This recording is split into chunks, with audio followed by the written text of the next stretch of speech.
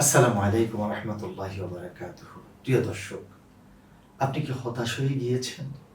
আপনি গুনার সমুদ্রে ডুবে আছেন? পাহাড় পরিমাণ গুনাহ আপনার মাথার উপরে আছে। আপনি কি হতাশ? আপনি হতাশ হবেন না।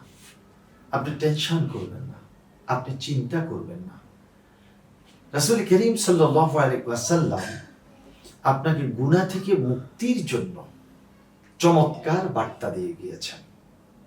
আপনি যদি ফজরের নামাজের পর ১০০ বার পড়েন, মাগরিবের নামাজের পর ১০০ বার পড়েন, সমুদ্র পরিমাণ যদি আপনার পাপ রাশি থাকে, গুনাহ থাকে, আল্লাহ পাক আপনাকে মাফ করে দেবেন।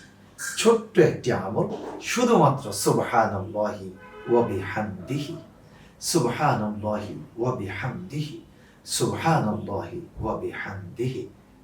সকালে ১০০ আর সন্ধ্যায় ১০০ বার।